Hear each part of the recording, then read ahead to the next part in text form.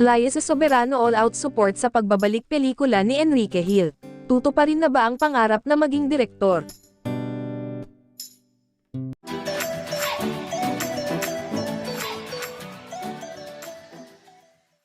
Magugunitang makalipas ang 3 taong pagpapahinga sa showbiz industry ay kaliwat ka ng mga proyekto ang nakukuhang offer ni Enrique.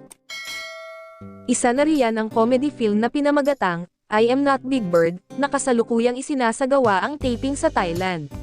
Bukod dyan ay may isa pa siyang comedy film na gagawin naman sa Finland, at isang teleserye with ABS-CBN na siya mismo ang naghain ng konsepto.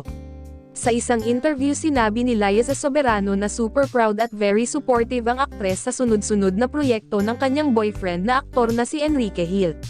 Para sa aktres, super happy siyang makita na nagbabalik pelikula na ang kanyang partner at dating love team.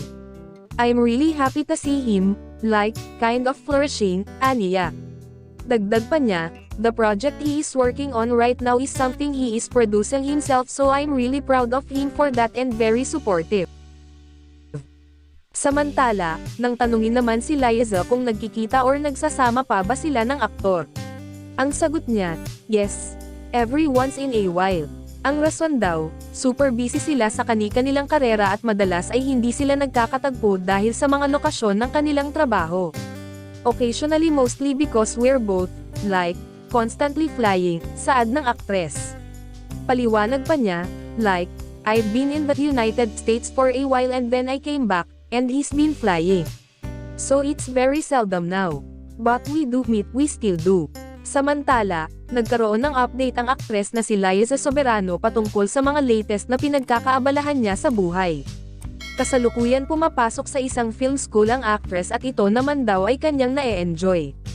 I'm just having fun and enjoying the process cause right now, I'm going to film school as well, so yeah, ani ni Liza.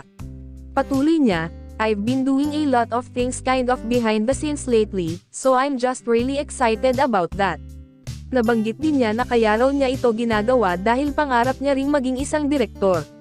Honestly, lately I've been working on a lot of projects that I am self-producing and I also aspire to one day going to direct it, say niya.